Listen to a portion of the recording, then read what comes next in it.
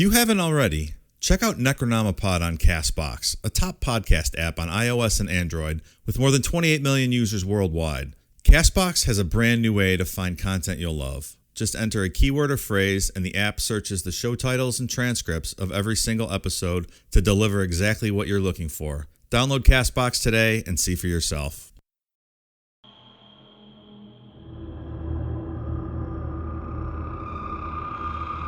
In part 2 of our discussion on Scientology, we continue our look into L. Ron Hubbard and his journey into forming this cult. Today we'll explore Dianetics and how this science led to the official formation of Scientology. Brace yourself.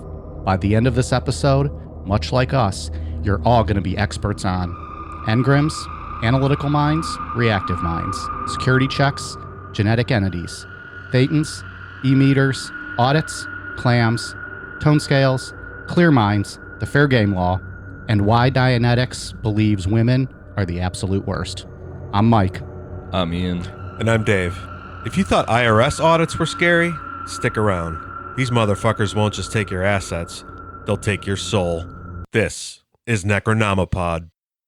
But anyway, there is this mind, and then there's a body. So actually, a spirit is wearing a mind, and it's wearing a body. And when you audit or process a person, he then is able to confront this mind, which hitherto has been totally invisible to him. Talking here about the unconscious mind. Well, yes, there's the conscious mind, the unconscious mind. Any kind of mind is simply a composite of mass, which contains experience, pictures of experience, and so forth. Traumatic experience, pleasant experience, and so forth. This is a record of his experience, and that is his mind.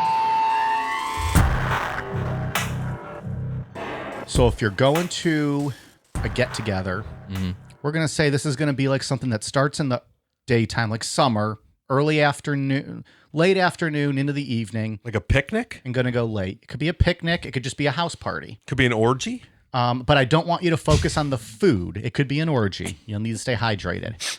Top 3 beers. Interesting. In the summertime? Not necessarily. Spring. But I didn't want to pinpoint it so that you're thinking like only one way. Like essentially, I just want to know what are your top 3 favorite go-to beers. That'll allow me to keep drinking all day. So not necessarily 12% beers because you want to keep drinking all day. Sure. I mean, yeah. I don't know. You can kind of play with that, but your top 3 beers in general. I'll go first because I kind of caught you guys off guard there. Miller Lite's always my go-to. Sure. I think we all drink Miller Lite pretty easily. And I like that one because it's very light. You can drink it all day. Very drinkable. I've been going to town on Dos Equis Lager, not the amber, the lager recently. That's become one of my new favorites. And I like that because it almost tastes like just like a Mexican Budweiser, I think. Little heavier than Miller, but again, you could probably drink that all day and still be fine. Yeah. And then I probably would say Sierra Nevada's double torpedo IPA or torpedo double IPA. It's really good. Dave, you would not enjoy that. Sounds awful. You would not like that. Have you ever had Stone Cold's Broken Skull IPA? No. I'm going to have to order some more of that. You could try it. It's actually really good. Yeah. Yeah. So those are my 3. Torpedo, Sierra Nevada's Torpedo IPA, Dos Equis, and Miller Lite. I would say... And I guess the way I should have phrased the question is like your anytime beers, your top 3 anytime beers. Well, it'd be Miller Lite. That's a given. If not Miller Lite, then Yingling. And then if I'm going to get fancy, it would be that Blood Orange IPA. Who makes it? I forgot who makes that. Thirsty Dog. Yes. Yeah. Blood Orange IPAs are phenomenal. Okay. Miller Lite, Heineken, Modelo. Nice. I do enjoy Heineken. Me too. Modelo's are good. Never had Modelo in a while. I love Modelo. You mean you don't want Foster's? What does Foster's mean again? I reckon it's Australian for beer. It's getting better every week, right? Beer. Somebody had told me that when you say it, you sound like Kevin from The Office when he does his Australian accent. That's a compliment. Did you see he's selling shirts now? What's his actual actor's name? Brian Baumgartner or Garter or whatever. He's selling shirts of like him laying on the floor with spilt chili. Like it's a cartoon drawing from when he drops the chili. It's hilarious. That's fantastic. It's really cool. Anyways, all right. We had a little bit of normalcy. Now let's get into some Cult psycho time. crazy Cult time. talk. Back at it for part 2 of 3. Where did we leave off, Ian? Can you remind everyone? So last week we left off with L. Ron was in a bit of a low spot, kind of bummed out about his Navy career, bummed out at the fact that his marriage had failed, which I don't really understand because he had Sarah Northrop, but he was still bummed out. And that was all his fault that marriage failed. But so then he started his affirmations. Because cult leaders are not failures, Ian. So a divorce is a failure. That's a good point. I say cult, that is my opinion. That is Mike talking. It's my opinion that this is a cult. Not an opinion of Cool Down Media LLC. So and then he went into the fantasy club in Los Angeles, learned mastered his trade of hypnosis, and then figured it was time to launch his new science. Exciting times, my friends. Part 1 of Scientology available in the archives. We recommend you check that out before listening to the part 2. Really doesn't fit the story together if you're just jumping in right now. No. Yeah, what's wrong with you? Why are you listening to part 2 before part 1? Yeah, turn this off right now. Go listen to part 1. Then go listen to Art Bell. And then become a patron and listen to Art Bell part 2. And then listen to Scientology part 2. Welcome back. So Dianetics was first mentioned in the December 1949 issue of Astounding Science Fiction, where the editor said, quote, "The power is almost unbelievable. It proves the mind not only can, but does rule the body completely." Almost unbelievable. It's shocking. What does that word mean, Dianetics? Is it some sort of Latin root word, study of the mind, Dumb fuckery. something? It's a study of dumb fuckery. In April 1949, the editor talked more about the upcoming new science called Dianetics, saying it could cure insanity, give a person perfect memory, and a higher IQ. And also interesting that the claim of insanity is that it's contagious. Insanity is contagious? Yeah, like mental illness is contagious. So don't get coughed on by somebody that has like schizophrenia or something. In all fairness, Britney Spears once said, "You drive me crazy." Just saying. It's contagious. She drives your eardrums crazy. That's what she does. Yeah, Crazy in Love. That was a Beyonce song, wasn't it? I don't know. I don't know why I'm looking at you, Dave. It is. Do you know that? Sure I do. Of course. Okay. I know good music. Forgot you're a huge Beyonce fan. See? I was more of a Destiny's Child guy myself. Nothing wrong with that. It's all better than Britney, man. It's not. It's not. This also claimed that that Dianetics would completely cure certain ailments like asthma. It was also claimed that Dianetics had been tested and cured over 250 people. It's a lot of people. That is a lot of people. Straight cured. One of the first followers was John W. Campbell, who we mentioned in part 1. He was the editor that took Hubbard under his wing at the beginning of his writing career. Campbell was one of the first subjects to undergo auditing, which we'll get into later. He was taken further and further back through his memories until he arrived at the moment of his birth. This supposedly got rid of Campbell's cyanitis, so Campbell was 100% on board, but it's pretty likely that Hubbard hypnotized him into believing that his cyanitis was gone. Hypnotism's obviously the most likely of this story.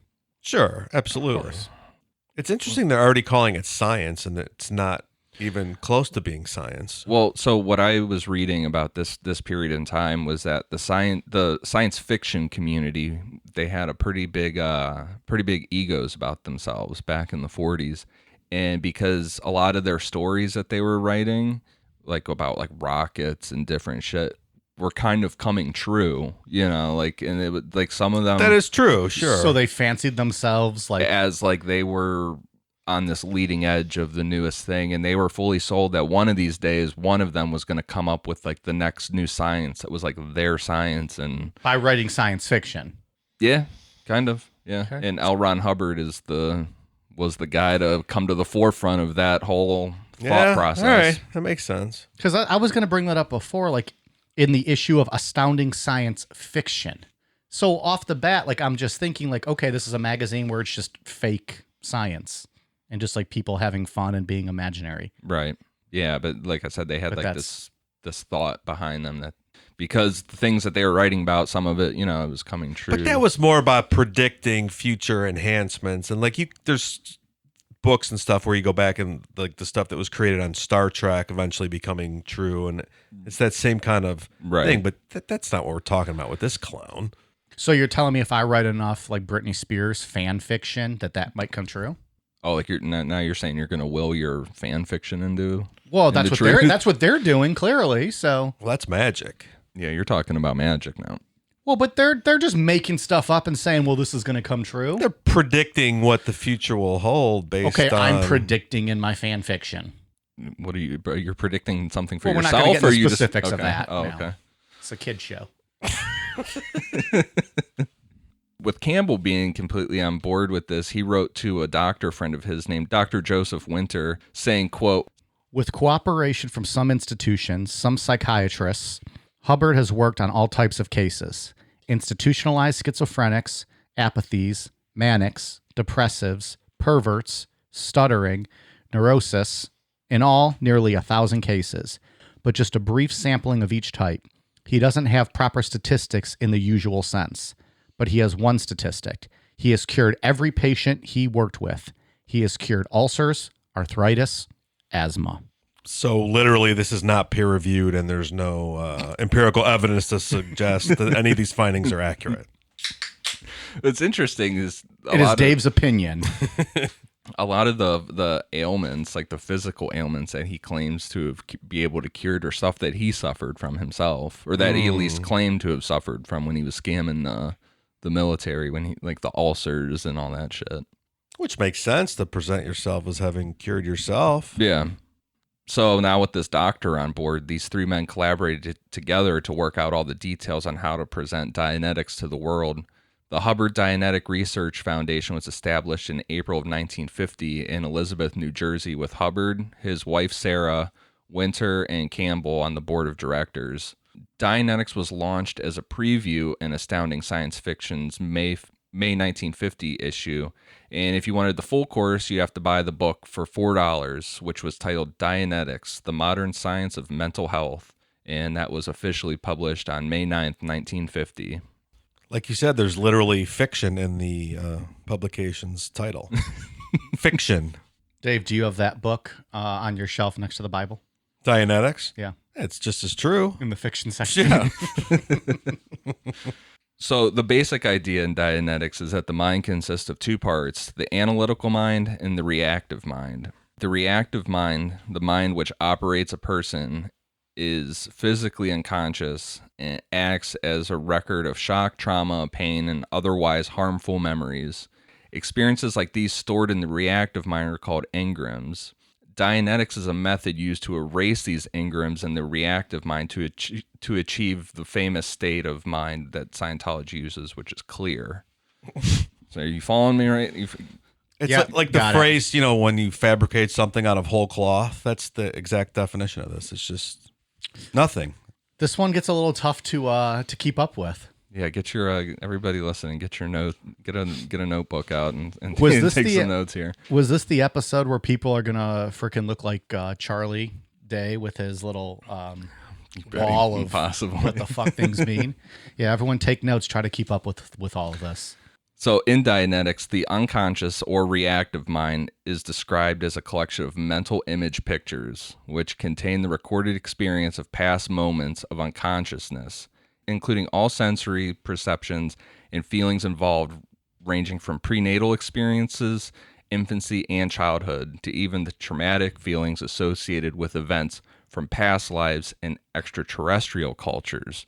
But that past lives shit and that alien stuff is going to come down the line a little bit. We're not exactly into the past lives yet. That's the best part of this whole story. That's my favorite. Yeah, we're not there yet. Oh, we're just stringing people along. We got to get them there. It's the money shot. Yes, it is. The type of mental image picture created during a period of unconsciousness involves the exact recording of a painful experience. Hubbard called this phenomenon would be an engram, and defined it as, quote, a complete recording of a moment of unconsciousness contained physical pain or physical emotion of all perceptions. You know what's a real engram to me? What's that? Having to learn about fucking Scientology. Well, you might need to head down to Columbus and get this. We'll get you cleaned up. We'll get you Get clear. audited at the we'll news get center. your mind, quote, clear. Do you guys remember prenatal experiences? Is that course I common? do, yeah. Floating around in the womb? Yeah. I've never audited to get myself back there, so I do not. I didn't have to. I just had it. Oh, you just remember it? You should write a book. Oh, I'm not trying to exploit my thoughts. Hubbard said that painful or physical emotional traumas caused aberrations, deviations from rational thinking in the mind, which produce lasting negative physical and emotional effects. When the analytical, which would be your conscious mind, shut down during these moments, events and perceptions of this period were stored as engrams in the unconscious or reactive mind. So something bad happens to you, it creates an engram, and that's just kind of sitting there making you feel shitty. So probably like when Stores Mike's, in your reactive mind. I'm sorry. I'd say like when Mike's frat brothers probably teabagged him when he was unconscious from drinking all day, stuff like that. Flying squirrels, please. So he got a flying squirrel done to him when he was super drunk and can't remember it. Now he's afraid of squirrels. Makes sense. I don't trust squirrels. Well, there you go. Things are fucking nasty. Also, I don't like penises, so maybe it all just ties in. There you go. We figured it out. See you next week. Hate penises. I beat mine every chance I get. Really? That was so stupid. You like to punish your penis, huh? Was that your college nickname, the Penis Punisher? It's one of many. The Pussy Whisperer and the Penis Punisher. What do we have on Patreon? The Pussy Laycock Whisperer. or whatever. Yeah, Mr. Laycock. You should see the cock he lays. My headstone's going to be like 13 feet tall with all my nicknames on it. Actually, that was one of my nicknames in college, Mr. 13 Feet. Hubbard claimed that these engrams are the cause of almost all psychological and physical problems. In addition to physical pain, engrams include words or phrases spoken in the vicinity while the patient was unconscious. So not necessarily something happening to you physically would cause this, but if you heard something said, it could implant that engram. On top of being extremely homophobic, which we'll get into the tone scale in a bit here, Dianetics did not have a high opinion of women. Since engrams could be linked back to birth or while the baby was still in the womb, women were blamed for a lot of engrams, if not the vast majority of them. Hubbard called women, quote, unfaithful creatures, and said that... Damn. Yeah, it's not a... I'm not sure how a woman would read Dianetics and be like, oh, all right, yeah. I got to get in on that. I dig this. So yeah, he called them unfaithful creatures and said that most had affairs while they were pregnant. Most. This isn't just some. This is most women. Not a this. handful. No, most. Right. The baby inside the womb would hear the mother talking shit on her husband while in the act of cheating on him, thus creating the engram. Billy never fucks me like this. Now poor baby is hearing about Dad Billy. Right. Can't be Mr. Laycock. Well, because a perfect example would be because a lot of times around this time, sons were born with the same name as their dad, so they'd be like Junior. So this unborn fetus would hear, would you say Billy doesn't fuck me? Billy doesn't paw me like this. So when this baby was born and have the same name as the father, it would attach all that negative shit talking the mother was doing while having sex with this other man and talking shit on the husband. Those would attach. Try to follow that one. Those would attach as engrams. Okay. Yeah. Specifically, that would cause an inferiority complex. That's where you would get For that the baby. Right. Yeah. Yeah, because as a fetus, you heard your mom telling her lover that you couldn't fuck her as good as the lover. So, I mean, that's surely going to fuck anyone up, right? Obviously. The thing When you recall all of that, as a teenager. When you're audited. Yeah. Dianetics also says that all, quote, feeble-minded people are the result of engrams caused by women trying to abort their babies. Oh, okay. Because on top of women being unfaithful creatures, almost all women at one point try to abort their babies, according to Hubbard. All women. So not most, all at No, this most point. of all. Most of all. Another most. We're saying the majority of women try to abort their babies. But I'm wondering how they would do that, Ian. I've got that fact right here. They would stab knitting needles into their stomachs or up into their vaginas. Almost all women Almost all. who get pregnant stick knitting needles Into their stomach. into their stomach Or or their vagina. so when that happens, when they do that, then you Creates an Ingram. you are creating a quote feeble-minded person. One could argue that only feeble-minded people would be susceptible to Scientology. Which then would make sense that all of them, all of their moms attempted to stick needles up in them. I think we solved it. Yeah. Mm-hmm. Circle of life. Yeah, I mean, and you can go on Amazon and purchase this book. You can also go on Amazon and purchase our t-shirts and hoodies and tank tops and long sleeve shirts. Available right now, Amazon.com, and search Necronomipod. Much better way to spend your hard-earned money. Yeah. Well, furthermore, a pregnant woman would cause Ingrams onto an unborn child by being constipated. This is a direct quote from Dianetics about what a pregnant woman might say while constipated to cause an Ingram. You can read this quote because this just makes me feel uncomfortable. This whole quote in general. This is hell. I'm all jammed up inside. I feel so stuffy, I can't think. This is too terrible to be born. God damn, I gotta shit this baby out of me. If only it said that. This Ingram would cause chronic colds for the child due to the I'm so stuffy part. It could also cause a depression Ingram from the this is too terrible to be born part. So you following this so far? How this process works? Off the rail, batshit crazy already. Yeah. So to get rid of these Ingrams, Dianetics came up with a therapy called auditing. So one person is the auditor and guides this person, which is called the pre-clear. The pre-clear's job is to look into their mind and while they talk to the auditor, and the auditor acknowledges what the pre-clear says and controls the process so the pre-clear can focus completely on going back through their memories. And like we said, you're going to go back all the way to In the womb. Yeah, in the womb. So the auditor and pre-clear sit down in chairs facing each other, and then the process goes in these following, and these are specific steps from Scientology. The auditor assures the pre-clear that he will be fully aware of everything that happens during the session. 2.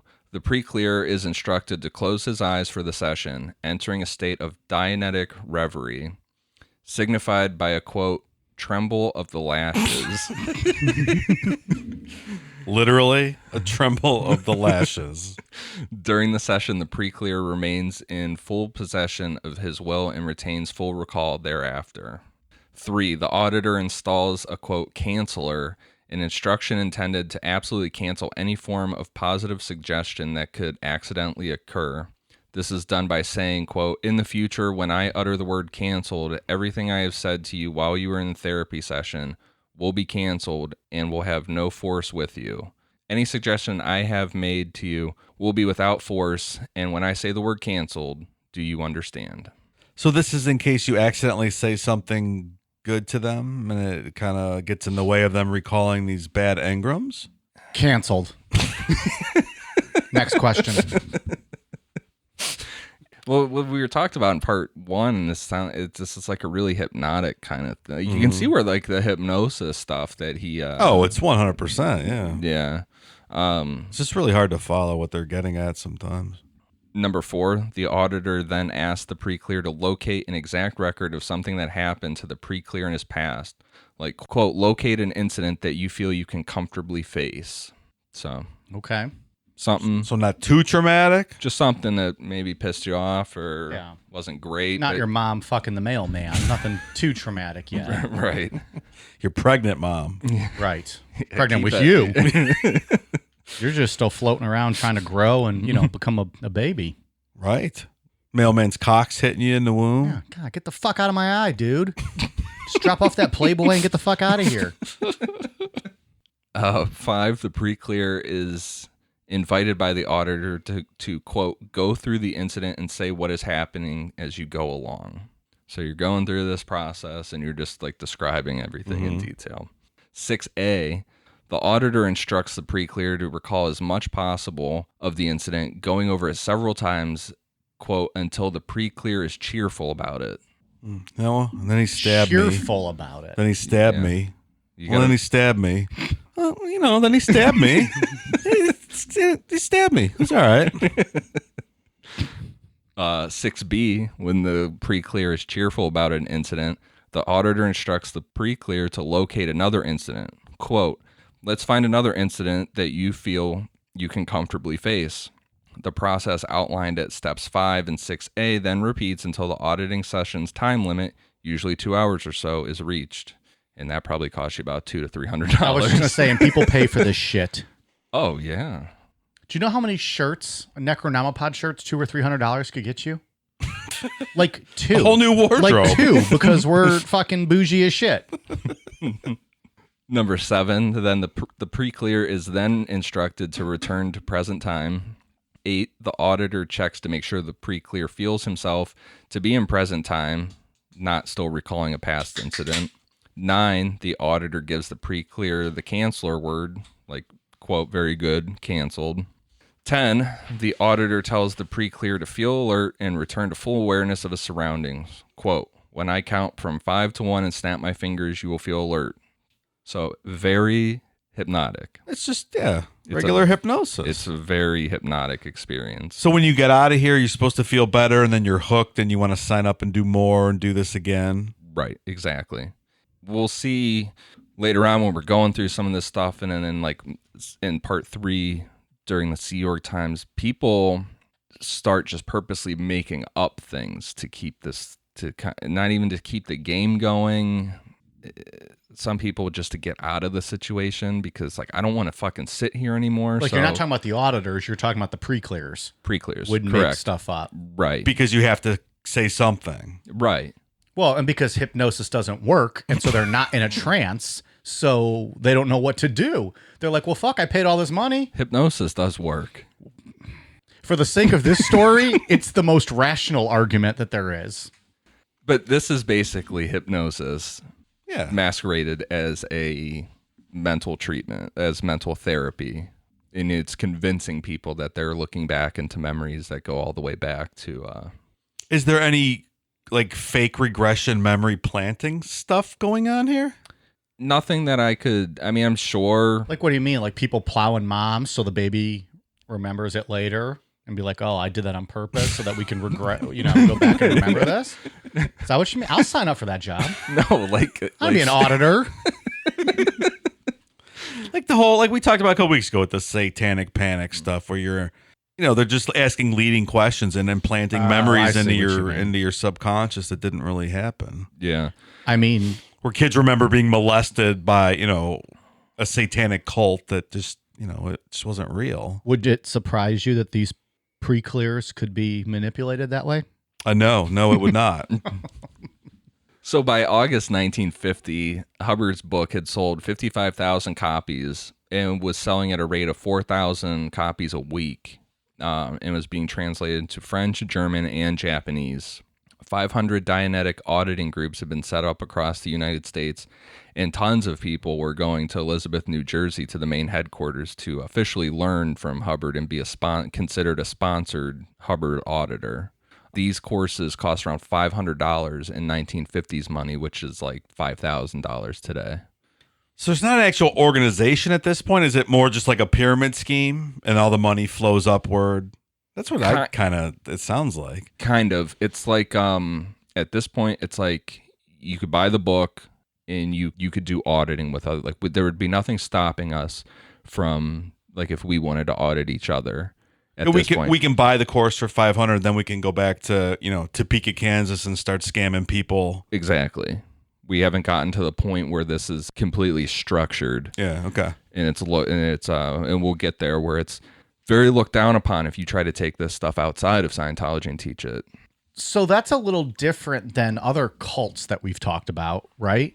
We're not really at a cult yet. But in the sense of even like in their early formations, I feel like the leaders had a grasp and a control on everything. Like nothing was getting out, as this one could kind of ease. Like you said, it was frowned upon, but it could still very easily, people could get the book or whatever, do the audit, and then just go about their way. That wasn't necessarily happening in other cults. This is more of a money scheme right now. So now they're just looking for money. He's not looking for power. No. He's looking for money. Yeah. Well, he had written all these hundreds of books, and this one seemed to take off, so he's just trying to cash in on it, is what I get out of this. Yeah. Like, oh, and then we can get these other people to come and pay for courses, and we'll scam. It's just an additional layer of scamming. Dude's just trying to think of somebody, books, I don't know. Sell some books and make some money. Yeah. Like, I don't know, some pseudo doctor that comes up with some bullshit. Dr. Phil. Dr. Oz, maybe. Ooh, you went Dr. Oz. Yeah. Dr. Phil's not too bad. I don't know their stories. I was just making them up. They Just might be good. pseudoscience nonsense. Yeah. But Is that what Dr. Oz is? He's an actual doctor. Yeah. But Dr. Phil's not a doctor. No? Not an MD. Is Dr. Drew a doctor? I think he is. I don't know. think Dr. he's an Oz MD. is an MD. Like, he taught at Columbia and stuff, I think. But I'm pretty sure, if I remember correctly, all his colleagues are like, yeah, fuck that dude. He's like doing He's got some wacky ideas. He's doing too. some weird shit now. Okay. I just remember my grandmother always used to tell me what Dr. Oz was up to and like what he was saying was supposed to be good. And I'm like, nah, that doesn't sound right to me. I'm going to do the opposite. That sounds kind of I'm gonna weird. not do that. Dianetics started to lose credibility in August 1950, so it didn't take long for 4 months. for some people to start getting kind of sour to this whole idea.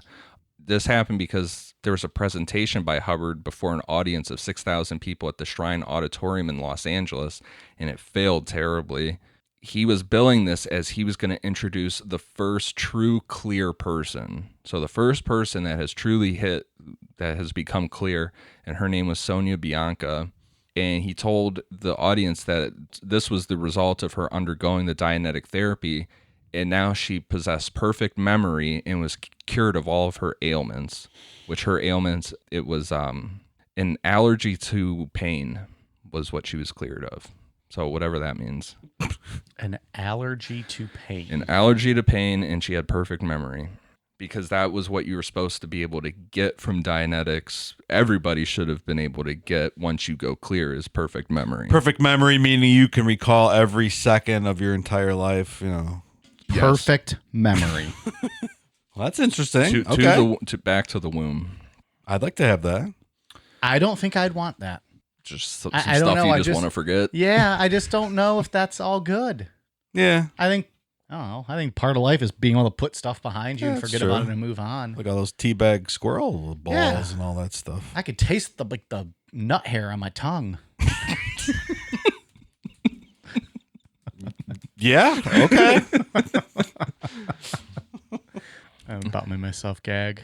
So the crowd was pretty underwhelmed by this woman because they were they were expecting to see like the next level of human evolution, Right. kind of, and that's this woman just With a big rolls out. halo over her head floating out on Just stage. some girl standing there like, the fuck is this? Yeah, all they got was just this woman that said that, you know, her sinuses were clear. She wasn't afraid of pain anymore. And it was just kind of like, all right. He may not have thought this one through. Yeah. So trying to get the crowd back, Hubbard made a brutal mistake of opening up questions from the crowd. And since Sonia was supposed to have perfect memory, now that she was clear, the crowd started yelling out questions at her. And the questions are so funny. The one was, quote, "What did you have for breakfast on October 3rd, 1942? Genius. I love it. But the thing with some of these, like that one, you could just say something like, I had eggs and bacon. Right. You know? Yeah, like she could roll with that. Yeah. The next one was, quote, "What's on page 122 of Dianetics?" Ooh, that was a good one. Yeah. But then when Hubbard turned his back to her, someone just being a straight asshole in the crowd yelled, "Quick, what's the color of Hubbard's tie?" It's great. I wouldn't call that person an asshole. It's a It was just hero. hilarious. That's a hero. So What's she the color to Hubbard's tie? she Goddamn, completely froze. She just this whole thing just, you know, she had nothing for it. She should have started speaking in tongues because that's what other fake religions do. It works for them. Oh, damn. But the only thing Hubbard could come up with to explain as to why she had just frozen was he said that when he called her up on stage, she got frozen in present time and it had blocked all of her total recall. Oh, that makes sense. Perfect. Yeah. Okay. I believe him. Never mind. I take all that back. Well, it's weird with that because back in the 50s, that's just like a bad night, and he can be like, okay, well, I'm never going to do that shit again. It's not on YouTube the next day. Right. Yeah. Right. It's not this was trending on Twitter and blowing up on the gram. If this was today, it would have been that there would be no Scientology. It would have, it'd have been a laughing stock. Soon after this whole debacle, Dr. Winter became disillusioned, and in 1951, he had wrote that he had never seen a single convincing clear, saying, quote, "I've seen some individuals who are supposed to have been clear, but their behavior does not conform to the definition of the state. Moreover, an individual supposed to have been clear has undergone a relapse into conduct which suggests an incipient psychosis." He didn't figure this out up front. It took him all this time. He got there, though. He got there. Hubbard also faced other practitioners moving into leadership positions within the Dianetics community. Like we were saying, it was structured as this open kind of public thing where you could open source code that people exactly can make it better. So were there any splinter versions that actually survived and turned into other religions or movements or? That's a good Not question. that I really know of. Yeah. By late 1950, the Elizabeth, New Jersey Foundation was in just complete financial crisis, and the Los Angeles Foundation was more than $200,000 in debt, which is over $1 million in today's. Who gave this jackass $1 million? Well, he was making a fuck ton of money from the book, but he was just really, really bad with money, like terrible with money. Winter and the publisher of Hubbard's book resigned. Campbell, the editor from Astounding Science Fiction, also resigned, criticizing Hubbard for being impossible to work with and blamed him for the disorganization and financial ruin of the foundations. So, and then by the end of summer 1951, the Elizabeth, New Jersey Foundation and all of its branches had closed. So, that didn't last long. Yeah, as soon as this fucking thing came out, he just ran it straight into the ground. And he had a good scam going. He probably could have just rode that for, probably lived the rest of his life off of that. Yeah, he was like historically bad with money. We didn't talk about it in part one, but when he sold his first book, Buckskin Brigades, they owed a lot of money to places. Like grocery stores and stuff were kind of giving him, like fronting him some money to buy food and stuff. So when he sold Buckskin Brigades, it was like his wife, Polly, at the time was like, oh, we can pay our bills back and shit. And then he just rolls in with a fucking boat. He just spent all that money and bought a boat. So he's never been good with money. He's really... He looks like that kind of guy, too. Just a complete Tell by idiot. looking at him. Dick. At the same time that Dianetics was collapsing, his marriage to Sarah Northrup was also collapsing. He had begun an affair with a 20-year-old public relations assistant named Barbara in late 1950, while Sarah started a relationship with a Dianetics officer named Miles Hollister. Miles and Barbara were previously boyfriend and girlfriend, so they just kind of Swapped it swapped it Swap-a-roo. up. Yeah. Well, Hubbard was so handsome. I mean, it's understandable. And such a money bags and, good with the money. Those teeth he's got were awesome, so I understand the attraction. And he's so smart, Dave. He's so enlightened. Or as the kids say, woke. Woke. Well, he's a nuclear physicist, too, yeah, so. of course. And a botanist and a war hero. And It's the perfect man. mm-hmm. And he had met the Pussy Whisperer, so he had it all going for him. Hubbard knew full well what was going on and like would intentionally try and make this extremely fucking uncomfortable and would like try to go on double dates together and stuff. Like he was a real asshole regarding this whole situation. I mean, we said it earlier, he doesn't have a very high opinion of women. So even though he was having this affair, Sarah wasn't allowed to do her own thing, of course. So he secretly told the FBI in March 1951 that Sarah and Miles were communist infiltrators, which I guess from what I was reading, that was a pretty easy way to fuck with somebody that you didn't like back in the 50s. In 1951, sure. Just rat him out as a communist. And Hell yeah. Yeah. According to Hubbard, Sarah was, quote, currently intimate with with communist, but evidently under coercion. Drug addiction set in fall 1950. Nothing of this was known to me until a few weeks ago. What a guy. Yeah. So, of course, the FBI jumped all over this because Well, they had hard-ons for communists at the time, yeah. Yeah. The FBI met with Hubbard about his allegations, but the agent interviewing him went back to the FBI and was like, yeah, there's nothing here, but we should open up a fucking file on this guy because this guy is a nut. It's basically what it came down to. That FBI agent is the most sane person we have discussed in the last 2 weeks. Exactly. The last 2 weeks. That guy's a hero. And 100% accurate. Yeah. And that's something that we'll see too in part 3, that when Hubbard tries this shit where he tries to fuck with people, he ends up bringing heat back on himself a lot of times. He's not always so clever. No, he's not. Now, compared to all the other like cult leaders we've discussed, He doesn't seem all that bright. no. Yeah. And he's the most successful, or partially, I guess. I guess it's all on how you look at it. Yeah. I meant more Scientology, but I don't know, the role he necessarily. 3 weeks later, Hubbard and 2 foundation staff members kidnapped Sarah and his 2-year-old daughter, Alexis, and forcibly took them to San Bernardino, California, where he drove around all night with Sarah in the car to different hospitals trying to get a doctor to declare her insane. And God damn. Yeah, it just sounded like they would come in and the doctors are like, no, like, what the fuck is wrong with you? Like, The fuck out of here, yeah. and thank you for wasting my time. Yeah.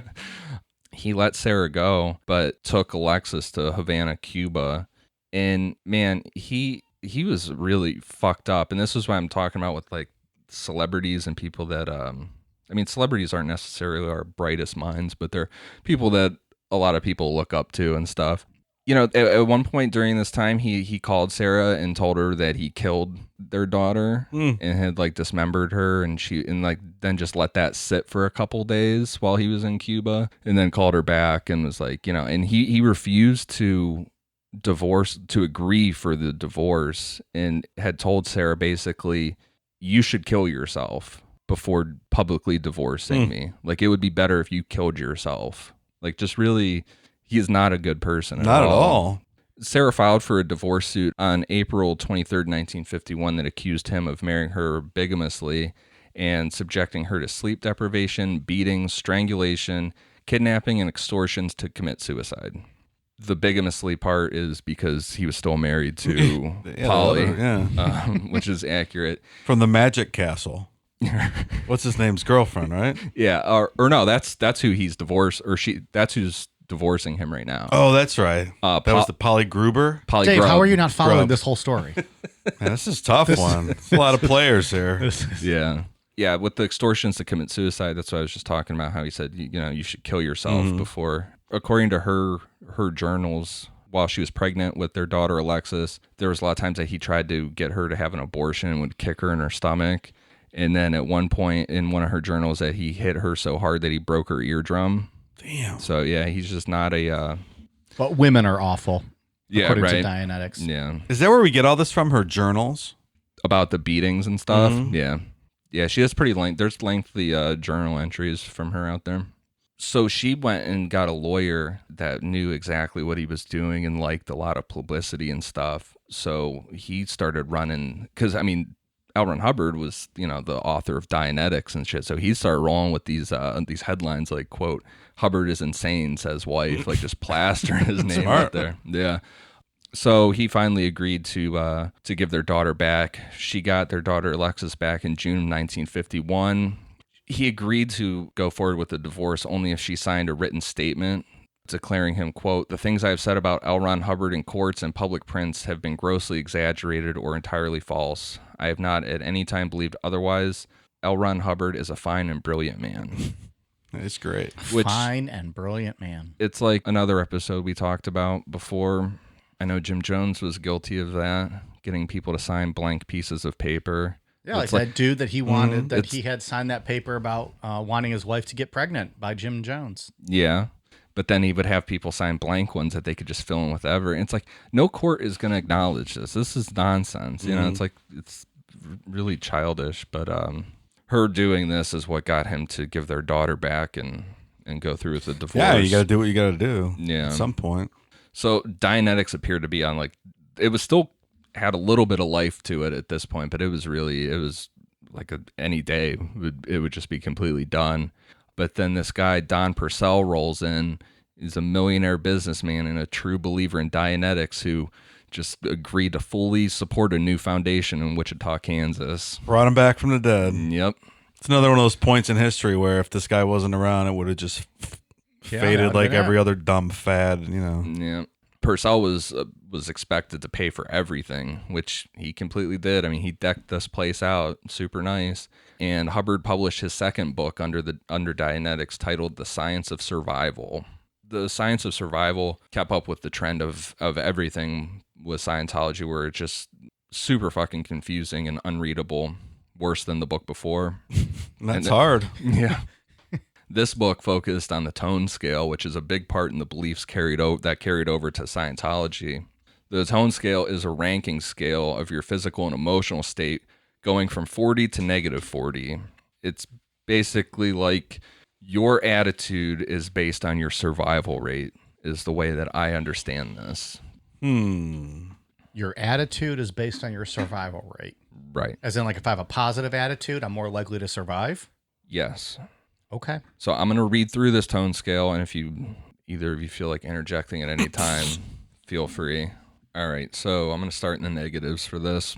Negative 40, total failure. This is death. You are dead at this point. Oh, literally dead. You are literally dead at negative 40. Negative 30, can't hide. Negative 20, being nothing.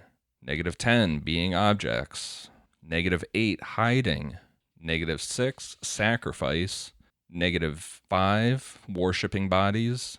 Negative 4, needing bodies. Negative 3.5, approval from bodies.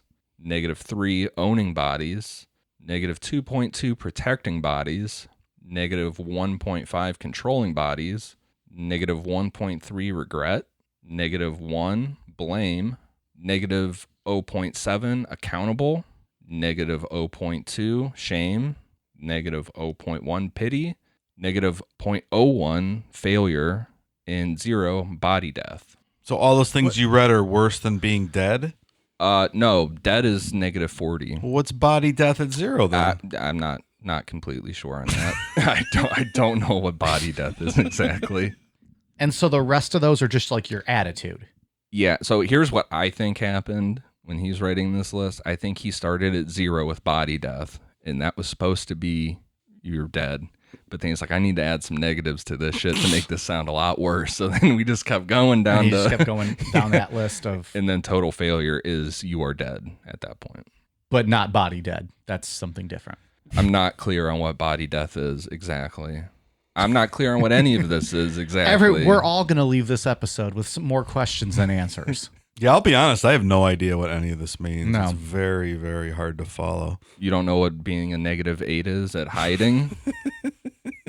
Or why in the world a negative 0.01 is failure?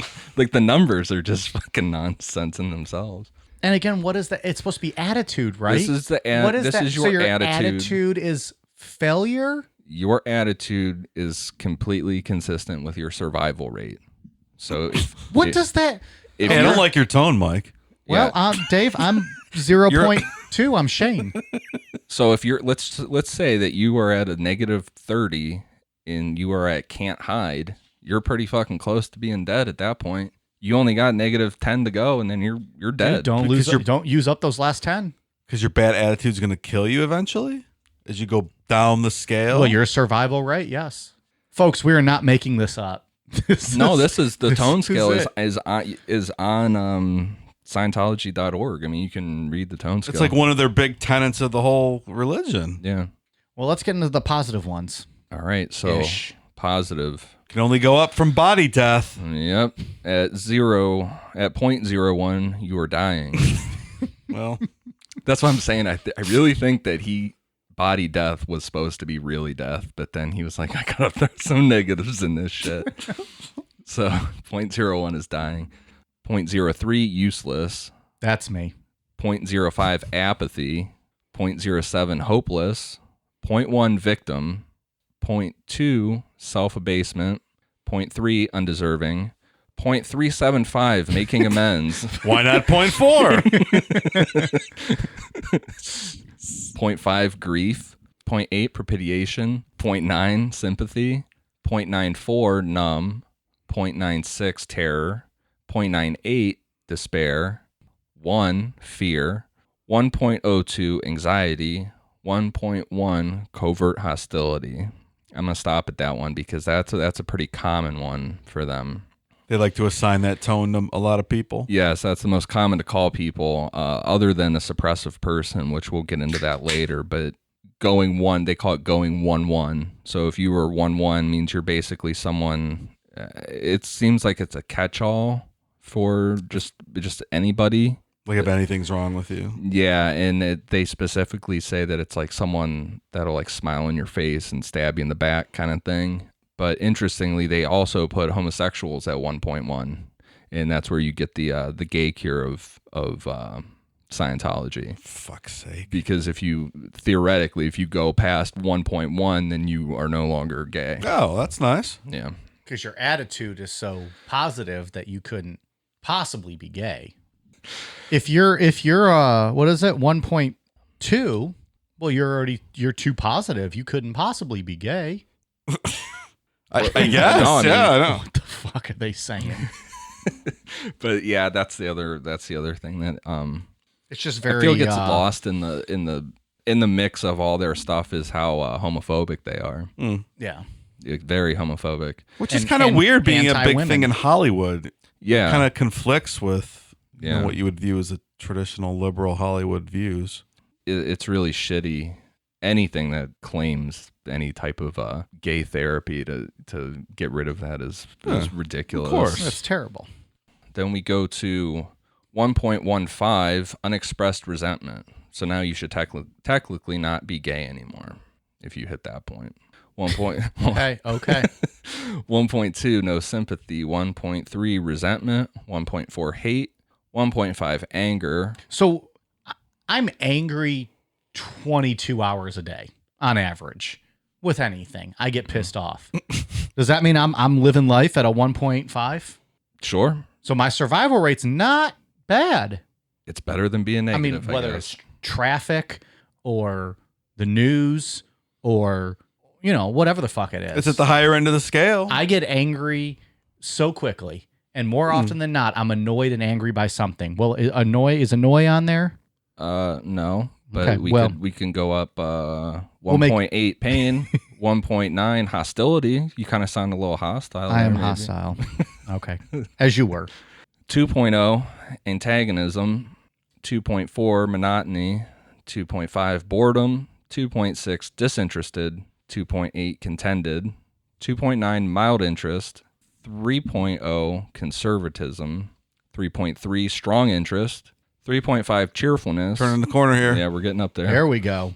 4.0 enthusiasm. Yeah. 6.0 aesthetic. 8.0, we just skipped 5 and 7 there. 8.0 Quit being logical. exhilaration. That was like Tom Cruise jumping up and down on the couch. Yeah. He was at 8.0. Oh, he knew what he was doing. 20 action. 22 games. 30. Wait, what the fuck does that mean? Don't question it. 22 games, 30 postulates, and 40 serenity of beingness. What's your attitude? Games. I'm a You're- 22, bruh. So, are you keeping up with us at home? Did you make your flashcards? Got all that memorized? Jumped out the fucking windows. So stupid. in this book, in the second book of Dianetics, Hubbard specifically says that if you are under a 2 on the scale, that you do not deserve civil rights and you should be destroyed. So then you're all dead of body or whatever the fuck that is. So that statement's just kind of slid into that second book. Literally? Like literally you should be destroyed and you do not deserve basic civil rights. Well, I'm at a 39.999, so. Hold on, let me get my sheet out, Dave. You're almost there, man. Almost there. You're almost there. I think I'm better than Jesus when I get up to 40. Yeah, well, because once you get to 40, it supposedly means that you can make people do things against their will. And in Scientology terms, it's called tone 40. So technically, auditors should be able to tone 40 someone. They can tone 40 their ass. Yes. That's what they used to say. Yeah. I'll tone 40 his ass. Mm-hmm. And He's like, please stop talking. all this stuff is made to be confusing as hell on purpose. You don't say. And by doing this, it's setting up that Hubbard is the only one that has the answers, and his organization is the only one that has the answers. So if this is helping you, then you need to go to him because if you bought this second book on your own, you would be like, what is this? You know, but you go to the Dianetics Center or Foundation, and you pay them, and then they help you. Yeah, once the hooks are in, they'll help you out. So as people believing in Dianetics started to travel to Kansas to pay for sessions, one person in particular showed up, a 19-year-old girl from Texas named Mary Sue Whipp. Mary Sue was a devout believer in Hubbard. Like, she believed in Dianetics, but she believed in L. Ron Hubbard specifically. And soon after meeting, the two would be married, with her staying with him until the end of his life, despite Hubbard letting her to go to prison for him. But we'll get into that in part 3. Seems so out of character for this guy. Purcell basically had issues with Hubbard as soon as the new foundation started. This is the guy that funded this whole thing. Right. And the guys... That's right. We haven't talked about him in a while. Yeah. He's been paying for all this shit. And the editor from Astounding Science Fiction and that Dr. Winter, they had problems with him. And it's basically said like he was just a complete maniac and like impossible to work with. And that's what Purcell was dealing with almost right off the bat. But Hubbard also started this new con that Purcell didn't agree with, which was past lives. In the beginning of Dianetics, like we talked about, you should be able to follow your memories back to birth or even to the mother's womb to track down these engrams and clear them. But to keep this scam going, Hubbard introduced past lives, so now the person can go into memories of past lives, which brings in a whole new set of engrams to clear. An infinite availability of engrams. Exactly. Mm-hmm. So whatever you were doing in your past life, there's a lot of engrams there to get rid of. Just write a simple check for $500, and we'll start sessions on those engrams right away. On top of not being on board with the whole past lives things, Purcell was getting fed up with Hubbard because Hubbard was purposely starting to fuck with him. Hubbard would start like doing these faith healing things in lectures. Heal! And tell people to put their glasses in a bowl before they came into the lecture because they wouldn't need them anymore when they came out. This Purcell guy was like completely blind without his glasses, and the only reason that Hubbard was saying put your glasses in was so he could get the glasses off of Purcell and just watch him like fucking like bump into shit trying to leave. And Hubbard would just be in the back laughing at him like he's an idiot. Class A troll, this guy. Yeah. Meanwhile, the Purcell's literally paying for everything he has. Yeah. But no, let's fuck with him. Yeah. So Purcell was not thrilled. Also, that's just mean and hurtful. Why would you do that to someone? An old guy that's a true believer. That's how you do. That's how you play the guy. Mm-hmm. Hubbard did not learn from his money issues and continued to fuck up. But his past ones led to a court ruling that this new Kansas location was responsible for all that debt that he racked up back at the old New Jersey location. And Purcell being this millionaire businessman, he figured the smartest thing to do is just file bankruptcy and just, clear out the debts and start over. But Hubbard saw that as a failure and refused. Hubbard lost this battle and the bankruptcy was filed, so he resigned and opened up the Hubbard College on the other side of Wichita. And this is where Hubbard came up with one of the main aspects of Scientology, which is the E-meter. Is it easy to open a college? What the fuck? I guess we could just buy a building and call it a college. I guess. Doesn't have to be accredited necessarily. Necronama U. Yeah. Oh. Shaping formidable young minds. I'd be up for that. Covering these cults, especially this one, just say whatever the fuck you want. Somebody will pay for it. There's a population out there that will believe it. Yeah. Literally, if we put any actual effort into making them better people, we would be 10 times better than all of these cults we've ever covered. Right. All right, Necronama U, coming fall 2021. The E-meter is one of the most famous things. I think anybody that knows much about Scientology knows what the E-meter is. It's the device. It's got this gauge on it and these dials that they fuck with, and you hold the two cans. It's got two cans. They look like cans that you hold. Wires go into it. I took this directly from their website. So this is what they talk about this as. That is a religious artifact used as a spiritual guide in auditing. When the E-meter is operated and a person holds the meter's electrodes, A very tiny flow of electrical energy passes down the wires of the e-meter leads, through the person's body, and back into the e-meter. When the person thinks a thought, looks at a picture in their mind, re-experiences an incident, or shifts some part of the reactive mind, they are moving and changing actual mental mass and energy. These changes in the mind influence the tiny flow of electrical energy generated by the e-meter, causing the needle dial to move. The needle reactions on the e-meter tell the auditor where the charge lies and that it should be addressed through auditing. That's just literally made up nothing. It's a religious artifact, Dave. You know what would be entertaining though if we went down and broke into one of their auditing headquarters and like hooked up 240 volt batteries, somehow wired it, so when they grabbed it they went flying across the room. That would be entertaining. It is our opinion that if that happened, it would be funny. No one do that. Oh, I'm not encouraging anyone to do that. That is I'm Dave's just opinion. That is not the stating- opinion of Cool Down Media LLC. In reality, what the e-meter is, it's a lie detector test without the heart rate and blood pressure being taken. So it's 1/3 of a lie detector test is what it is. And lie detector tests, as we've documented many times, are worthless and Right. not relevant. And it's got this made up meter on the front with this little thing that goes back and forth, and it's supposed to tell them when this negative thought has been cleared or when we've gotten rid of that Ingram. How do so many seemingly bright people fall for this kind of stuff? It's really That's a wild. good question, man. Almost every time we do a cult one, I watch these. I find like a lecture or something and watch this guy named Rick Allen Ross. Mhm. He's like kind of the go-to cult guy nowadays. He's a PhD. He's wrote tons and tons of books on cults. But Is he the guy in the Can we get Going him- Clear? in the one that I That sent, followed him. the half-hour one I sent you, Yeah. Okay. that they made a whole website about Right. how Can we just get him on the show? I would love to talk to him. Yeah, he is the cult guy. But like what he said with cults, it's interesting that what he has found is that everybody that's like people that say like I would never join a cult, that would never ever happen to me, are always the people it happens to.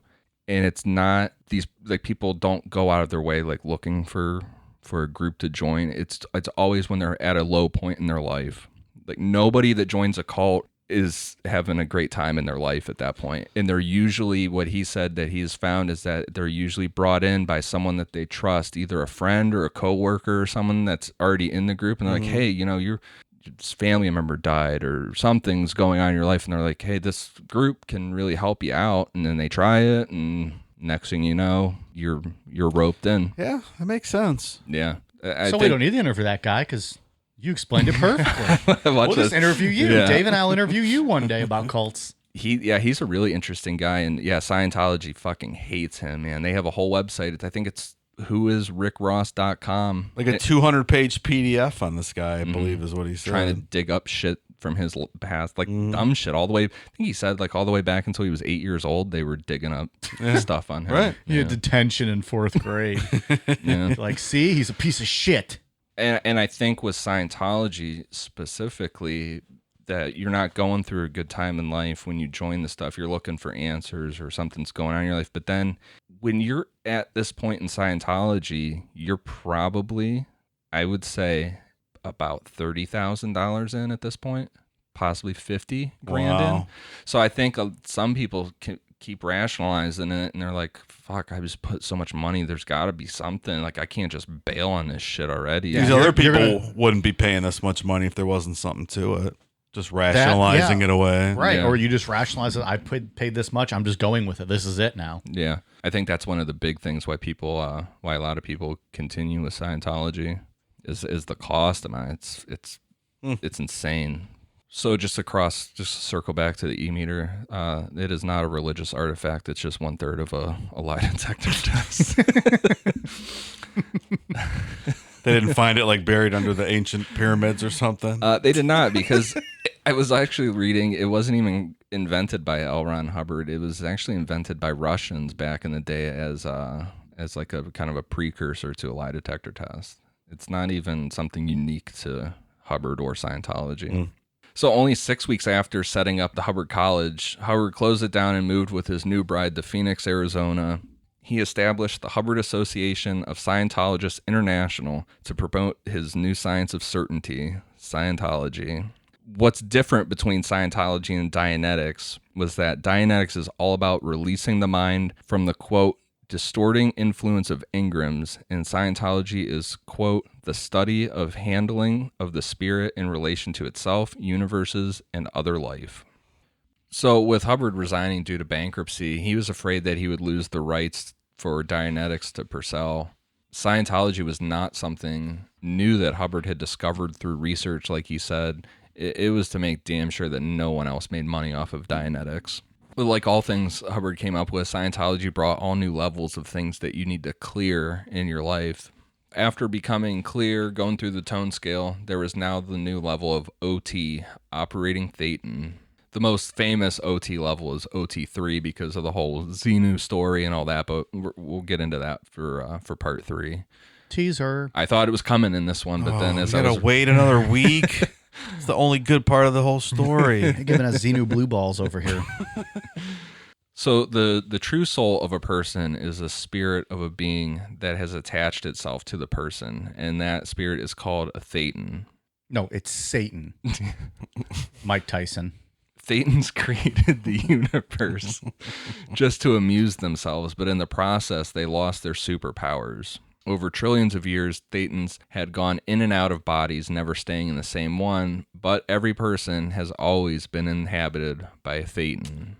I'm pretty sure I know the answer, but has he provided any scientific proof or peer review to support this hypothesis? No. Oh, okay. Dave, who's currently your Thetan? Jeez, I don't know. Have you acquainted yourself with Not him? really, You should. no. You should. It's a new concept for me. I'm going to have to get audited. Well, you're not clear. You're pre-clear. I'm still. pre-clear for You're sure. Pre-clear. Just a quick check, $5,000. You'll be all right. They'll get you there. Stage 1, $5,000. Well, I was going to take a briefcase full of cash down there. Perfect. Yeah. You're perfect. You'll jump from a dead body to like a 2.7 real quick. To get to OT1, I'm pretty sure you're about $100,000 in debt at that point. Jesus Christ. Yeah. to get LRH. Yeah. All of a sudden, the Bible's not looking so bad. At least that one's free. So with the help of Scientology and auditing, a person could restore their Thetan to its superpowers, and then you would become an operating Thetan, because we all still have the Thetan in us. So your soul is really a Thetan. Through auditing, you can restore its superpowers, and then you yourself are now an operating Thetan. Got it. Meaning you're in control then instead of it controlling you? Kind of, sort of, Sure. maybe? Yeah. Yep. Yeah, let's go with that. That works. If you became an OT, you would actually become, you'd be better off than Jesus or Buddha, because according to Hubbard, they were both, quote, a shade above clear. So you're better off than Jesus Christ. Buddha was at that enlightened. Come on, man. But he wasn't clear. point. He was not clear. Do you think Buddha went back through until his womb to figure out all that stuff Of course. and clear all those engrams? Yes, I do. I don't believe Buddha had any Ingrams. How about that? All right. Wow. Hubbard followed up the initial idea of Scientology with this book, Scientology: The History of Man, because at this point we only have one OT level, and in present day it goes all the way up to OT8, because Scientology has never, under David Miscavige, they just keep that trend of there's always something new. There's always something new that you got to pay for that's been Gotta keep it found out. fresh. Yeah.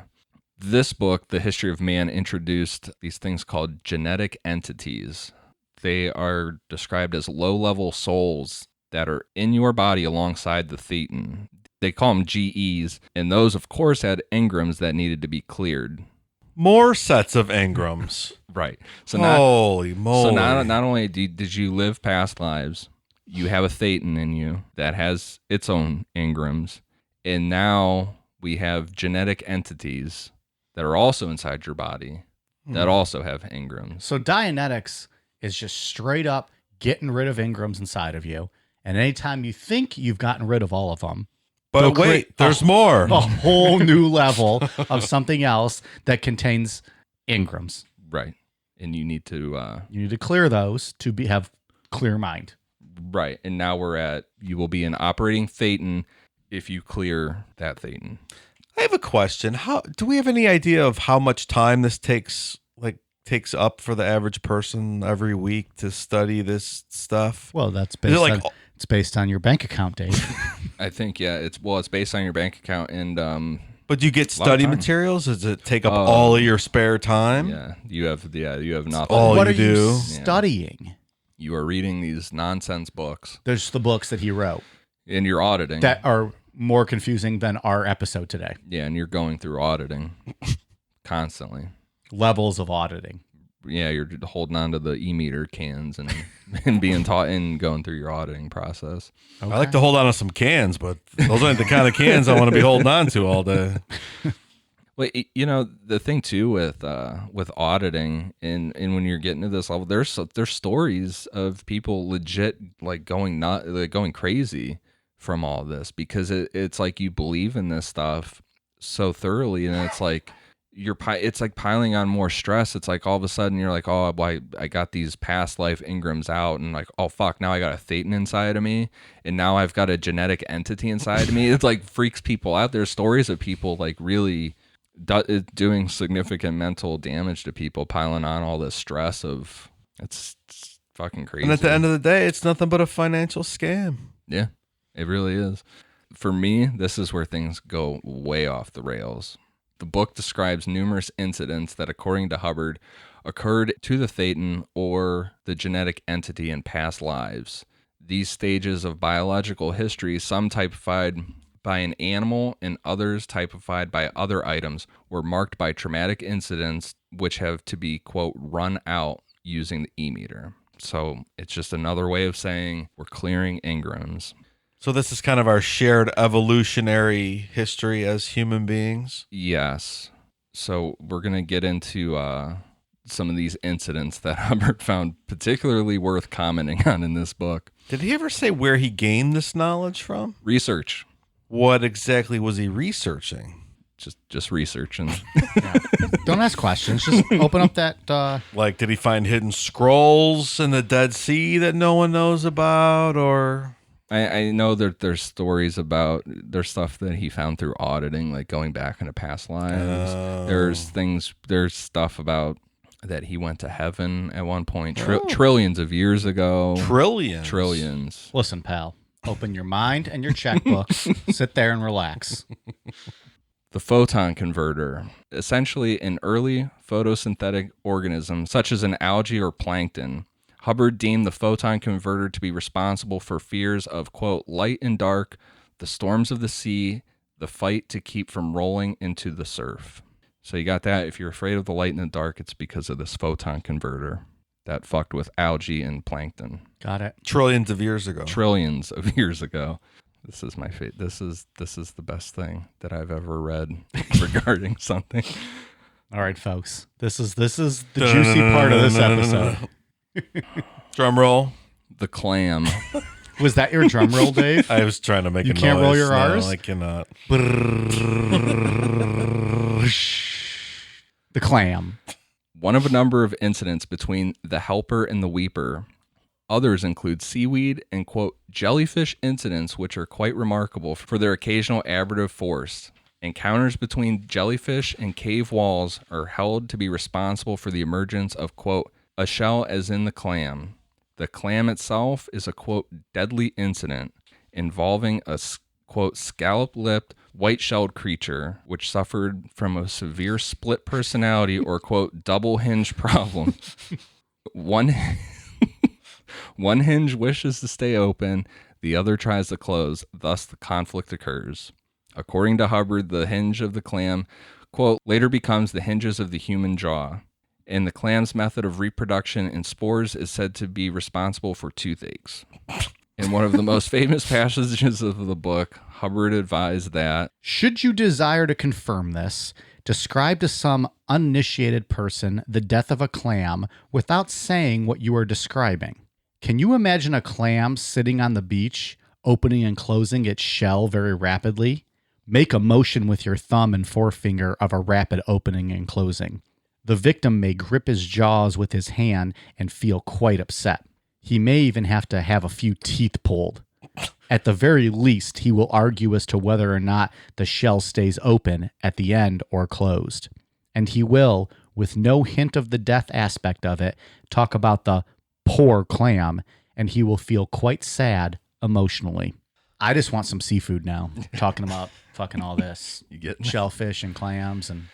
Well, he goes on to warn the reader that, quote, your discussion of these incidents with uninitiated in Scientology can cause havoc. Should you describe the clam to someone, you may re-stimulate it in him to the extent of causing severe jaw pain. One such victim, after hearing about a clam death, should not use his jaw for 3 days. So, I believe myself to be a reasonably intelligent person, and I have absolutely no idea what we're talking about. I don't know what any of this means.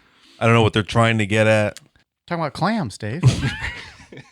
this is his interpretation of Evolution? Yeah, of evolution. The way I read this, or read this as, is that this genetic entity is the soul of the clam. That we came from this clam, that we evolved from clams, is how I read this. Say that last sentence again. We evolved from clams. Okay. All right. Moving on. It's good enough for me. That doesn't hurt your mouth? That does not hurt your mouth? Folks, we've been talking for 9 pages in notes. Let's sum this up. We've evolved from clams. Continue. But we're not even to the best. We're not even done with this evolutionary chain here, because now we're onto the weepers and the boohoos. The weeper and boohoo incidents deal with a mollusk that rolled into the surf for 500,000 years, pumping seawater from its shell as it breathed. Weepers had trillions of misadventures, whereof the principal was the anxiety of inhalation before the next wave. The inability of a pre-clear to cry, Hubbard explained, is partly hung up in the weeper. He is about to be hit by a wave, his eyes full of sand, or is frightened about opening his shell because he may be hit. So there you go. If you can't cry, it's because of the weeper, what the weeper went through, being afraid of getting hit by a wave. For 500,000 years. Trillions. He had trillions of misadventures. I'm not sure how many years ago that was.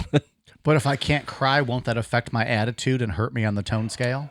You could be considered -30 was hiding, or Yeah. still hiding, or something. Even though I'm trying to cry, but I can't because of the weeper and the boohoo?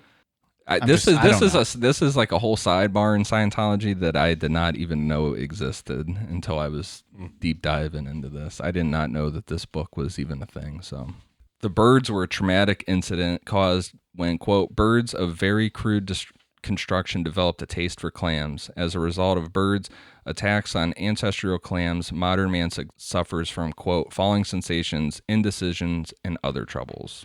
So if you ever wondered why you were indecisive on something, it's because a bird tried to eat a clam trillions of years ago. I mean, it happens. I guess. Where are clams? How far down are clams? Do birds even eat clams? Is that real? I don't know. I have no idea. There is a lot more to that book. I really wanted to just hit on the clams in the weepers and the boohoos. If anybody's interested, you can go read. It goes on for a very long time. We get into... There's tons. None of it makes any sense. No. A lot of reasons for why we feel the way we feel that make no sense at all. But within a couple of years, Scientology had started to set up small centers all over the world, and in particular, England. In 1953, Hubbard took over one of these centers in the UK and named it the Hubbard Association of Scientologists International. England was a little worried about Hubbard showing up with this new religion, but he rolled in there telling them that he was a nuclear physicist who turned botanist and was using the E-meter to try and prove that plants have feelings. Isn't there that famous picture with the tomatoes hooked up to the E-meter? Mm-hmm. I've seen that. That's like the thing that the guy in the Going Clear documentary on HBO said, that his opinion was that Hubbard was really just a sick individual, and that people went along with him on this journey because... like the FBI guy said years and years prior. Yeah. I mean, he spent hours and hours of time like with putting the E-meter on tomatoes and different plants and shit, trying to prove that they could be audited and had feelings. The signs sure point to it. Yeah. Back in the U.S., Purcell gave up his fight for the rights to Dianetics after harassment and some real-life gang stalking that Scientology calls fair game, that we'll get into in a bit here. With the fight over, Hubbard officially incorporated the Church of Scientology on February 1st, 1954. And this was the perfect move for him because even though he didn't get tax exemption until years later, they were still protected under religious freedom laws, certain laws. That's another whole issue in this country. Yeah. What's that? Do we want to go down that rabbit hole, Dave? I mean, this whole religious bending over backwards for people's religious, wacky ideas. It's too far sometimes, I feel. Just as you make a silly religion I would agree. with silly views doesn't mean you get to have, I think the tax exemption thing is very, very questionable. Yeah. Especially in Scientology's case. I mean, what would you propose, Dave? How would you correct that, do you think? Well, I'm not trying to start a whole debate. I don't know. I'm just keeping the conversation going. I don't know, but you shouldn't be able to start a religion and come up with wacky views and the rest, like you get an exemption to the norms of society because you call it a religion. And everyone has to accept it, and you can't say anything about it. Much like Scientology, where when you hate on them, they're going to call you out for hate speech. And I think that's fine, but I think the problem with them is some of the stuff that they've been able to get away with, and like in some of their retaliation against people, is where.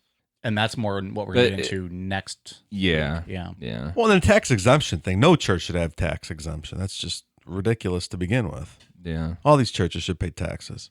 Fuck, we got to pay taxes. They should too. 100%. The Church of Necronomapod has to pay taxes. We're a charitable organization. Right. By 56, Hubbard had written over 60 books on Scientology, about 2 a month. And each one offered new processes with the quote technology. Were they all entirely new books, or were they just kind of updated versions with a few new chapters? Some of them were entirely new. Some of them were just like updated, like, oh, that thing that I said last time about the Weeper and Boohoo. Well, I was doing further research, and that's not actually completely correct. So now you got to go back and redo that whole thing, and that's going to cost you more money. Just mind-numbing, the scale of all of this. Mm-hmm. Yeah, and when they talk about technology, you hear them. They always call it the tech. This new tech and stuff. It's just the belief system. That's their terminology and stuff. It's not. There's no real technology to any of it. Despite making tons of money with all these new courses, Hubbard would still duck out on rent and just just leech off of his followers. His landlords were super surprised when all of a sudden he bought the St. Hill Manor building in England for a little over $74,000 in 1950s money. This would be the headquarters for Scientology over the next few years. At this point, Hubbard's first son, Nibs, had shown back up into the picture, wanting to be a part of Scientology.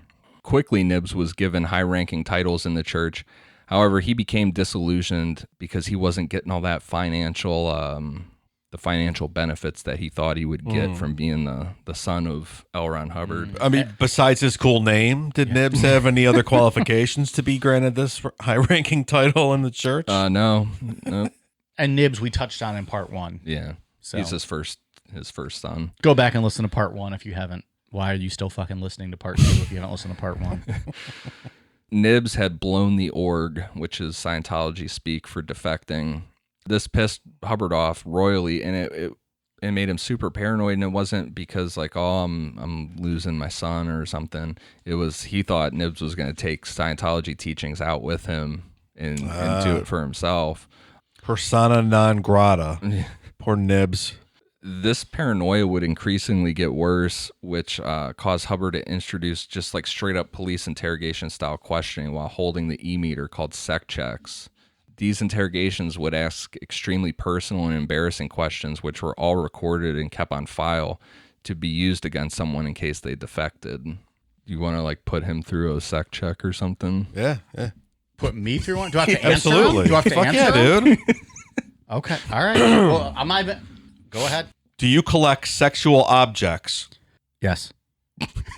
Does he have to specify? I was just answering the Can you question. be more that was specific? asked. Yes. I own a 13-inch dildo and Benoit balls. Nice.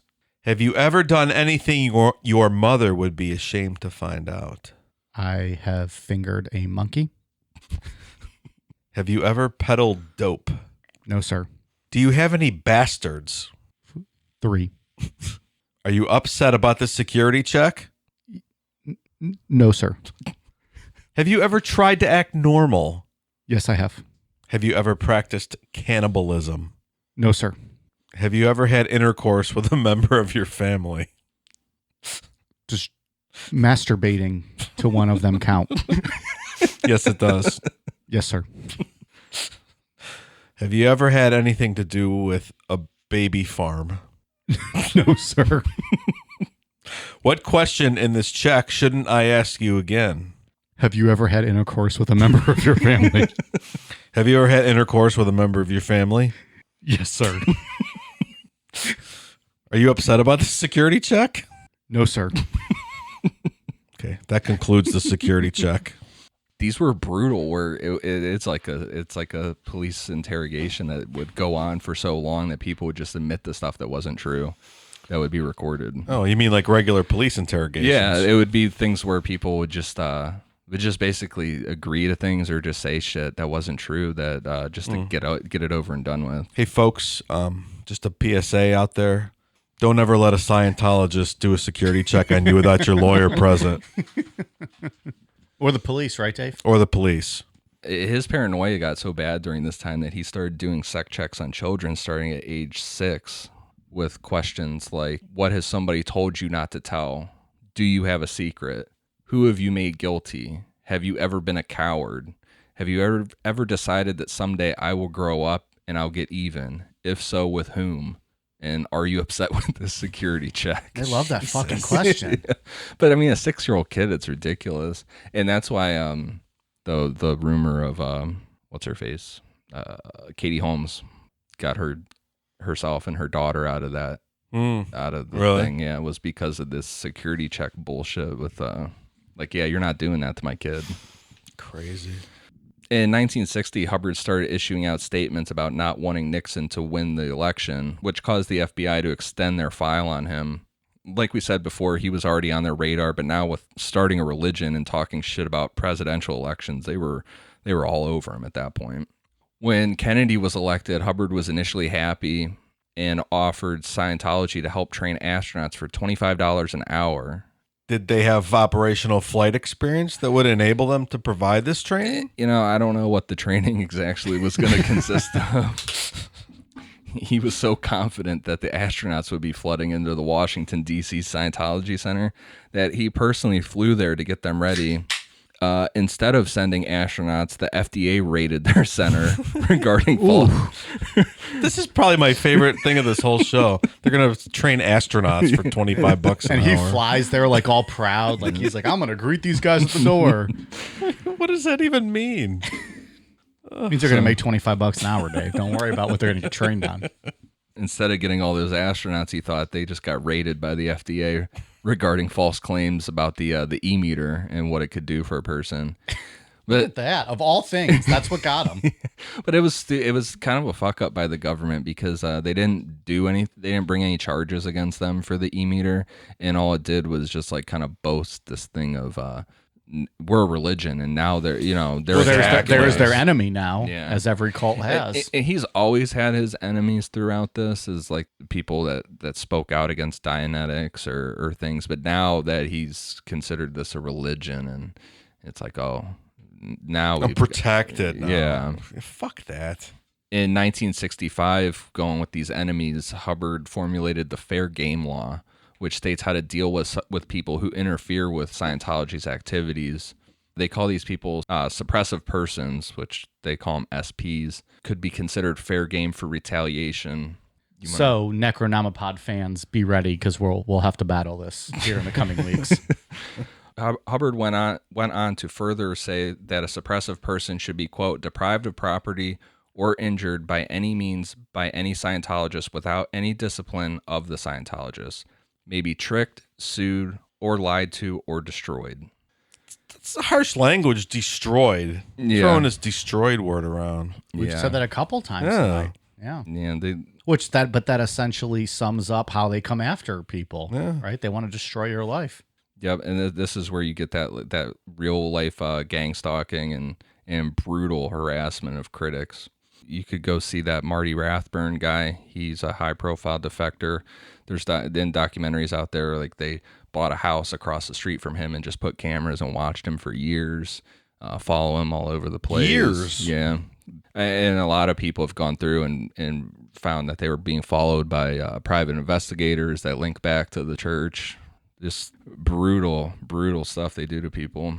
The Australian government was already not a fan of Scientology leading up to this, but when they caught wind of all this fair game shit, they released a 173-page report in October of 1965 saying, Scientology is evil. Its techniques are evil. It's the world's largest organization of unqualified persons engaged in the practice of dangerous techniques which masquerade as mental therapy. good job. That actually was almost so good that it wasn't funny. It was like you just did the accent. I've been practicing for our Australian fans down under. I actually think that was really good. Mung Bean's going to shit on it, but poor girl just wants a goddamn tank top. I mean, I'll say that quote's 100% accurate description. So here's to you, Australia. Yeah. You mean they finally got things right, Dave? It's great. Good for them. Well, they officially banned the Church of Scientology in December of 1965, which in turn caused the chairman of the National Association of Mental Health to get England to launch their own investigation a few months later. Hubbard responded to this by hiring private investigators to dig up dirt on officials that were investigating him. But these private investigators just turned around and sold the stories to the press. So this it just piled on more shit onto him. That's great. So feeling the heat, Hubbard would again buy a boat and head out to sea where he could escape persecution, launching the Sea Org. And that's where we'll pick up on part 3 with the Sea Org, Hubbard's death, and David Miscavige. Whew. Dun, dun, dun. That's quite a story. Yeah, that was a fucking mouthful and a brainful. At this point, I reckon that my Aussie mates are the hero of this story for banning these fucking clowns way back when. And that FBI guy, let's not sell him short, who tried to call it like it was. And that's the weird thing with them is because, I was reading some of this stuff and I'm like, man, that's really, you kind of got to let people believe what they want to believe, kind of thing. That's like outright banning them. But then I'm like, I'm falling into the trick. Then I'm like, I'm falling into this bullshit that it's a religion. You know, that it is a dangerous cult that claims a lot of things that they're not capable of doing, and with no evidence of anything that they do. Yeah, they are just a really predatory cult. Agree. I think next week's going to be extremely interesting, though, to see this kind of explode even more and get into the more of the all the celebrity stuff and all that. Yeah. This was a lot of information. I wanted to hit the belief system and the tone scale, even though it people makes no come here sense. for thoroughness. If they want to get the story, this is the story. Yeah. Are we going to be able to get Leah Remini on the show next week? We could talk to her. That would be great. Doubtful, but I used great. to have a huge crush on her. Oh, King I of like Queens. her. Yeah. Me gusta. All right, so we'll talk to her agent and we'll get her on. Maybe that'll be a bonus episode, so you should join patreon.com/necronomipod. Sign up right now, $5 a month. It gets you 3 bonus episodes a month, plus a private Discord where you can chat with all of us and all of the amazing patrons that have already joined. It's a nice group of folks. It's been fun. It's actually pretty addicting getting in that Discord. It's a lot of fun. Ian, you got anything else for part 2 of Scientology? No, I'm feeling wiped on it, in all honesty. I'm going to Did a lot of work on this one. take the Ingrams caused by this. I'm going to throw them into my reactive mind and just forget that I ever even typed any of this out. Look at you making it all make sense. Do we have a cancel word? We can just snap our fingers and cancel it all out? People right now are like, wait, what the fuck's a reactive mind again? What's an Ingram? Dave, you got anything to add to this one? No. We've said quite enough on this. He's been tuned out since 9 o'clock. All right, so a quick shout out to the new patrons of the month who just signed up, or of the last week. Thank you to Raven, Wesley Chico, Chris Manaya, Kate, John K., and Amanda Sullivan. Thank you very much. You will not regret your decision. Again, that's if you are interested in signing up, patreon.com/necronomipod. Ian, what shout outs you got? For iTunes, I have one for Simpson89 STTP GSP. Goddamn. Music and Notes, Weirdo for Life, JMY Dean, Wichita KS. Thank you guys for all the reviews. Awesome. I like the Wichita KS one too. They were honest about that they didn't initially like us, but they've grown to like our personalities. Aw, they grew to love us. Yeah. We grew on them like a fungus. Yeah. It's all right. At first, you hate us, and then we just take over. Dave and I like cancerous cells. I get of that the a lot. funny It's bone. okay. Don't feel bad about that. Yeah, whatever. It is what it is. Give us a couple episodes. Yeah. But yeah, thank you for everyone for listening. It's been awesome. Downloads are great. Dave, what you got for us? From Instagram, Jeremy Moffat, 0 to 21, Sam Solemn 13, and Alexandra Louise. Thanks, guys. Boom, thank you. Also, another big thank you to CastBox. I think we've put it on the socials, but they actually have had us on their banner on the front page of their website and their app for the last few days, and hopefully through the week and maybe even next week. We'll see if we're lucky. But if you guys haven't checked us out on CastBox, download the app and subscribe to the show. That actually goes a long way to help us in the eyes of CastBox and helps us get more eyes on us from other people. So you don't have to download every episode from CastBox. Go back and download all the old ones. But if you subscribe to us on CastBox, that helps. So we appreciate it, and thank you to CastBox as well for that. We are on the socials at Necronomipod. Thank you so much for listening. Are you guys ready for a cool down beer? Cheers.